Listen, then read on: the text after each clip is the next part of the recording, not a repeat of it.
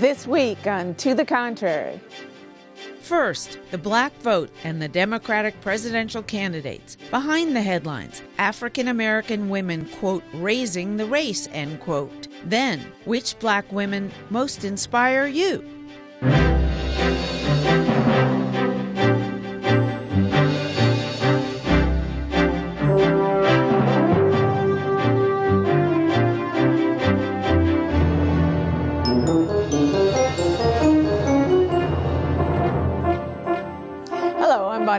Welcome to the Contrary, a discussion of news and social trends from diverse perspectives. Up first, courting African-American voters.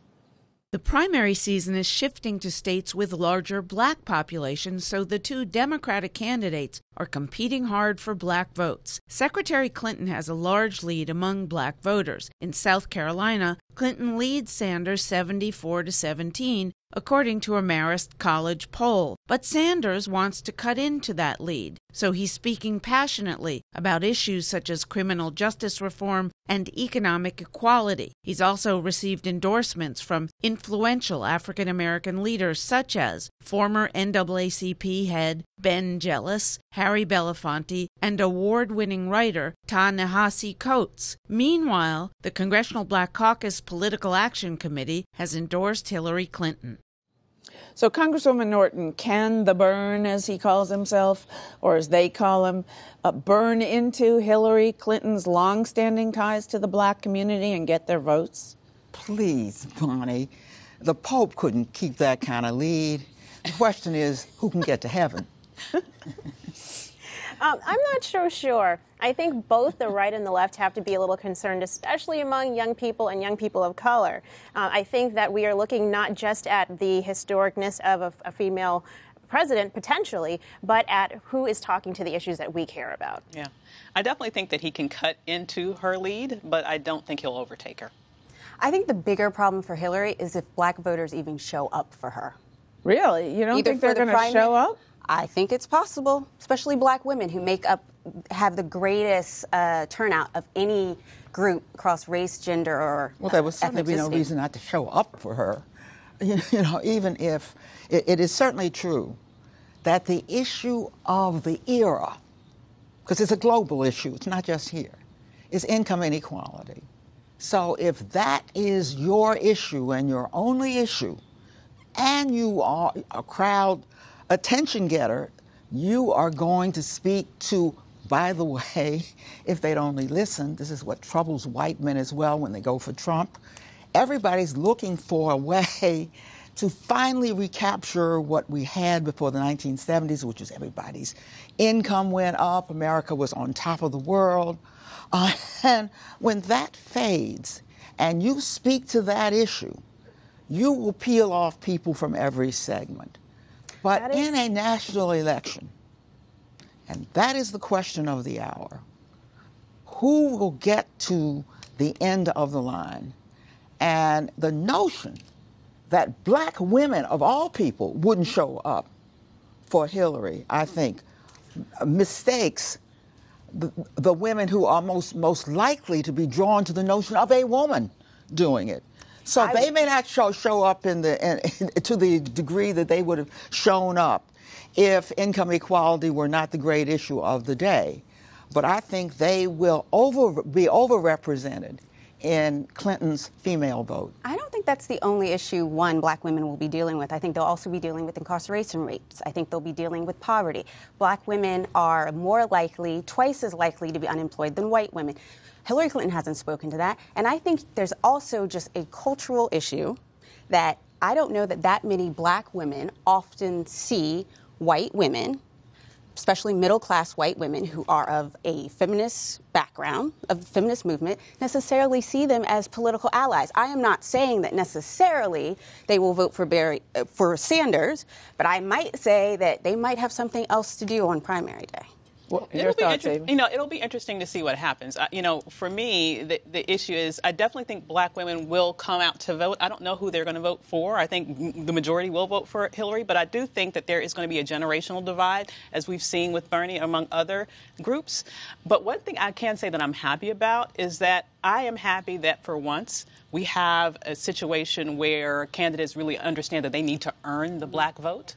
And I think that the black community would be very wise to sort of make sure that both candidates and all candidates speak specifically to a broad range of our issues, such that we're not taken for granted by one party and completely written off by the other party. Well, but, I wonder if, this is going to sound awful, but I've always, black people have a lot more reason to be suspicious of any candidates for historical purposes. And wouldn't even young black voters be a little bit suspicious if they know anything about politics, about the possibility of these promises that Bernie is handing out like lollipops of ever coming true? Absolutely. I mean, I think the idea that if you hand out free this and free that, you're going to get the youth vote we think it's smarter than that. And we recognize that, number one, someone has to pay for that somewhere, and that's going to be us bearing that cost in the national debt over decades to come. But also, when you look at even college, it's because of federal spending that the cost of college has become so high. So we're not just going to fall in line just because our parents have fallen in line, because our parents have voted for the first black president, which was historic, but we're not seeing that. We don't have that same energy. I think that's so true. With the first female president potential. Because my problem is not that black women won't show up for Hillary Clinton. My problem is when you listen to Black Lives Matter youngsters, a lot of them look like they won't show up for anybody. And that is very, very concerning to me, that they're turned off in politics. And let me tell you why they are turned off in politics. You graduate from college, you do everything you were supposed to do. You get out here and you're lucky if you can get an internship. And you expect them to be excited about any political candidate? So appealing to young people, even when you think you're doing so with their issues, is going to be much more difficult than it's been, I think, in the last decade. But how does that translate into getting people to the polls? Now, Clinton has, because she's married to Bill, has, a virtually insurmountable ground game and get out the vote setup nationwide, although Bernie is improving quickly.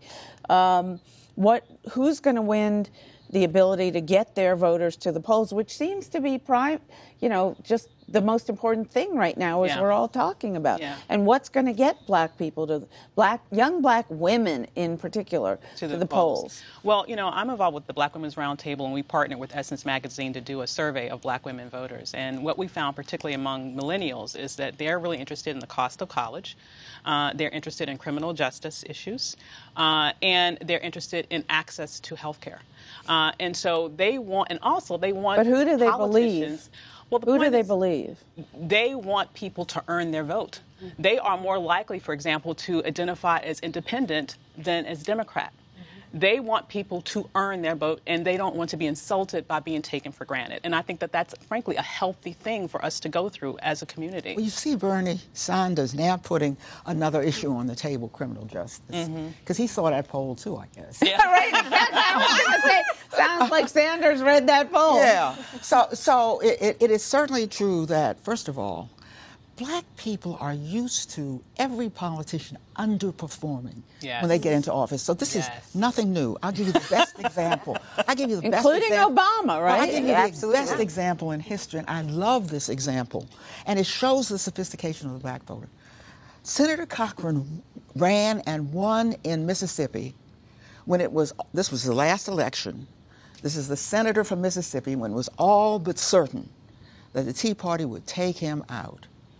Black Democratic voters in Mississippi crossed over to keep Senator Cochran, a Republican who had been a Republican all his life in August, and all his life. What had he done? Well, he hadn't demagogued the black community like so many white politicians from the South, and he had brought home resources that they had been able to take a part in because he was a chief appropriator.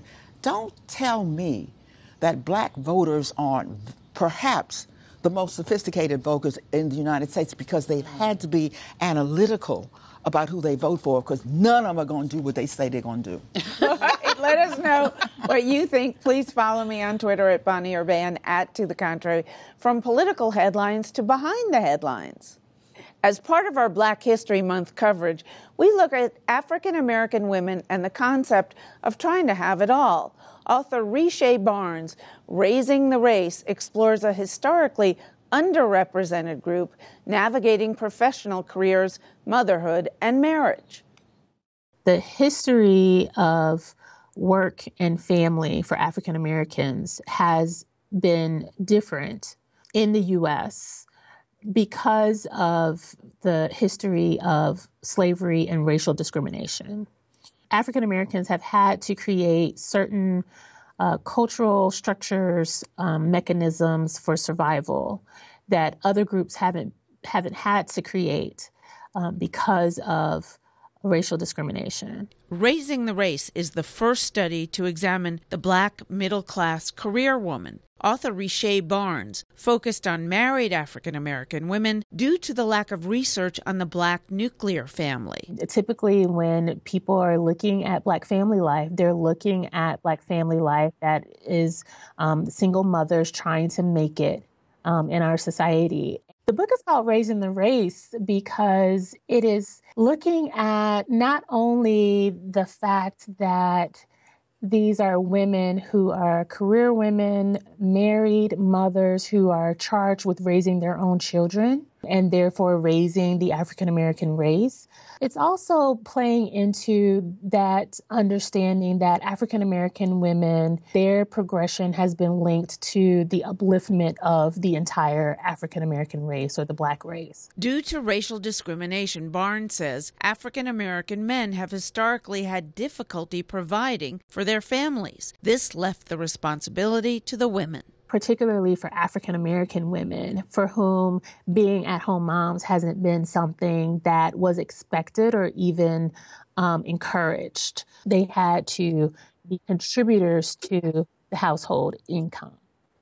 And in doing so, they became, again, responsible for, in partnership, responsible for the family, and oftentimes extended family as well. The 1986 documentary, The Vanishing Family: Crisis in Black America, examined issues such as drugs and incarceration that threaten the family structure. Barnes recognizes that while those issues persist, they should not be the only image of Black families. Most of what we know from the media and from public perception, what we think is Black families have always been dysfunctional, have never valued marriage. And that has played a role in the way that Black people have had to think about themselves as family. If we want to talk about why those images are so persistent, we have to look back at policy, and we have to take that all the way back to the fact that Black people were not allowed to be married during slavery. African Americans began marrying at high rates during Reconstruction and through the 1950s. Barnes' research, or what she refers to as intervention, is an effort to showcase the lives of women who are living the so-called American dream. I talk about how these women were in the generation that were able to take advantage of the openings in college education, in scholarships for African American young people, and for jobs that opened up in the private sector. Barnes notes these married, working African American women face challenges similar to other women in similar situations. She says policies such as family and medical leave need to address these new realities. But for Black women, there are other distinctly cultural issues. These women who are making decisions about whether or not they're going to stay focused on their careers or put more attention on their marriages and their families, they're doing this from a historical perspective that maybe they don't even readily know because it's not been expressed as something that's being passed down from generation, but they know that they're getting good information from their mothers and their grandmothers that are saying, hey, here's the way that we make sure that we maintain our culture, that we maintain our children, that we maintain our sanity, that we maintain our lives. In a chapter she titled, "Just in Case He Acts Crazy," Barnes calls on African American women to take advantage of their growing presence in a male-dominated society. It's a very recent phenomenon. That's also the reason why it's so tenable, and also the reason why they get so much pushback from their family members and from the community members who are saying, you can't put yourself in a position where you're going to be fragile because you're the first generation to reach this class status. Great that you have a husband who can help you to do that, but you need to be able to do that on your own, just in case he acts crazy. So what's your takeaway message, Dana, from this book? That we don't pay enough attention to middle-class African-American women, that there really is a substantial number now, and that politicians keep painting African-Americans as if they were all still uneducated and impoverished? Well, I think part of the problem is the majority of black children are born out of wedlock, that 70% of black women in this country have never married. That's a problem. And I think there definitely should be more research on the nuclear black family. But right now, and with an increasing number of black women surpassing black men in colleges, in graduate school, in work, and in promotions, it gives us fewer options to have a nuclear family. You know, well, to tell you the truth, you know, women outnumber men in colleges across racial barriers. So that's not unusual. But white women, not in the percentages that black women do. Exactly. What we don't, though, aren't more likely to get promotions. I mean, black men still make more money than black women. Black men have more wealth than black women. So we do have those disadvantages. But as to this particular piece, you know, I think it's important that she lays out the specific challenges that women in black middle class women face. The reality is that we've always had to work. It didn't take a women's movement to infuse black women into the labor market. We've always been here. And so we've always had to have this balance. We haven't needed to be told to lean in. We've been leaning in, leaning on, pushing up, pushing through. We like to lean back. Exactly. We like to lean back, but we can't. Yeah. But explain to me then, as embarrassingly white as I am, explain to me how, like, policy should differ. Yeah. You know, when you talk about Family Medical Leave Act or paid how does that affect black middle-class women in black nuclear families differently from white women? Well, I just think all of those policies are especially important for black families because we really need that. Black families are especially likely to be sort of in that squeeze sort of situation. Black women are likely to be working, likely to have to help to take care of their children while also helping to take care of their parents. And so they need access to that leave so that they can take off work and not have to potentially lose their jobs. But does that change the essential nature of the leave itself, or just that there's a greater need for it? That changes in this sense. For example, we passed the Family Medical and Leave Act when nobody can take advantage of it who isn't upper middle class because it's unpaid. Right. So you can't just say, here's a benefit. It disproportionately affects how black women, who, by the way, are the only women in the United States who are sure to have to work. It's very important to remember that family support has always been a shared responsibility in the African American community. If the man says, I'm paying you for how much cotton you pick, you can bet you everybody was picking cotton and not just the man.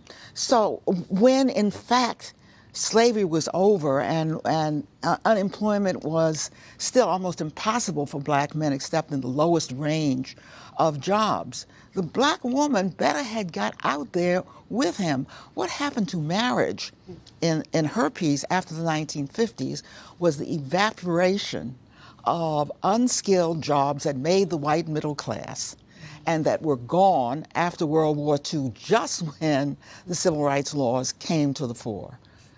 What's interesting is that as a younger generation, we're still grappling with a lot of these issues. I mean, right now we're coming out of college with high student loan debt, particularly young blacks who are the first to go to college. Yeah. And so now we have no jobs. And we have no jobs, and we still are on the hook for all of that debt, trying to figure out how do we start to hit those generational milestones like getting married, starting a family, and then dealing with work-life balance when we're still struggling to catch up with everyone else. And not only do you have the problem with the debt, it's like a double whammy because half of black wealth was wiped out out as a result of the foreclosure crisis. And so you even have a less likelihood of your parents to be able to help you.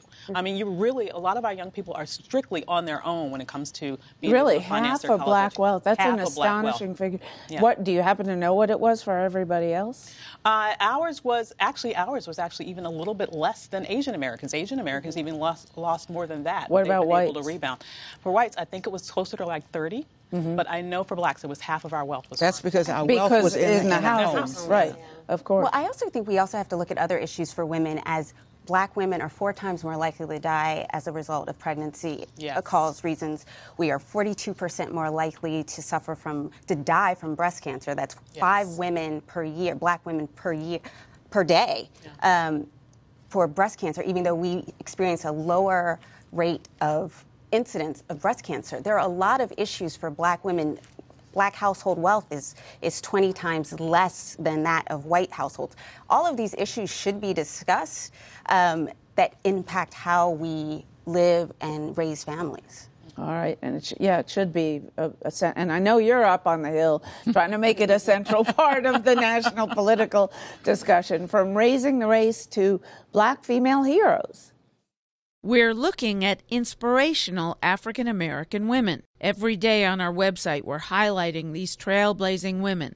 Women like Fannie Lou Hamer, Nina Simone, Misty Copeland, and Mae Jemison, to name a few. We've also asked panelists, viewers, Twitter, and Facebook followers to tell us which African American women they find most inspirational. Some of the answers include Dorothy Height, Cicely Tyson, Condoleezza Rice, and Congresswoman Eleanor Holmes Norton. What are you all going to cry? No, I'm just going to excuse myself. I'm just very surprised to be mentioned in the same breath with these people. Fannie Lou Hamer, for example, was my mentor when I was in the Student Nonviolent Coordinating Committee. The first task I was given as a law student was to get Fannie Lou Hamer out of jail. Oh, wow. I shouldn't be on the same platform with her. Yes, you should. Yes, you should. See, that's the woman in you. Women are always, deferring. You've earned every bit of it, Eleanor. Goodness. The notion of the generational span of who these people say they admire was very interesting to me, because when you get Misty Coleman and Eleanor Holmes Norton in the same what are you thinking? That you must have equal representation? Well, I think we would also probably put our mothers up there. Yeah. My mother, Ruth Lee, she is one of my top 3 women, because she came to this country as an immigrant, put us through school, and went back to school and got her bachelor's and her master's, and graduated the same year I graduated from college. Wow. So she is just another example of a black woman, so many of them across the country, who are doing great things every day. Absolutely. We can all definitely point to our family members and get so much inspiration. For me, my heroine has always been Harriet Tubman, ever since I first learned about her in like 3rd or 4th grade. Understanding just the courage that it must have taken, and the wit that it must have taken, to go back again and again and again and again and lead people to freedom, be a spy in the Civil War for the Union, lead a battalion in the Civil War, being the first woman to do so, even before women were officially allowed to, fight. So I am so super proud of her, and to this day, she's my superhero. Oh. I have to say, as far as famous women, I would say Oprah, because Oprah, for me, she came on after school when I came home, and it was an image of a black woman who rose and not only became rich, which other black women had become rich, but she made other people rich, which is incredible. She empowered other people. And so I have Oprah at the top of my list, but I also have my grandmothers, who my paternal grandmother was the first black registered nurse hired at the University of Virginia Hospital, and my other grandmother was one of the first blacks to ever have a civil servant job in the state of Pennsylvania. So I derive a great deal of inspiration from the women in my own family. Well, and let me do a shout out to Sojourner Truth, for I can just imagine, ripping her blouse open and saying, "Ain't I a woman?" I wish there were people like that leading the women's movement today. And secondly, Dorothy, among women I have met and known, Dorothy Height. just when I was down one day, interviewed her down about fundraising for this show. She gave me such a speech and such a talk and ended it by saying, and leave some of the money out there for the rest of us too. She was incredible. And of course, Eleanor, you have been on the show since the beginning when you were a lot less famous than you are now, and you are my Shiro. So love you so much. Oh, heavens. We are still highlighting African American women on our website and social media all month. So let us know your thoughts and follow me on Twitter and visit our website, pbs.org/to the contrary. And whether you agree or think to the contrary, see you next week.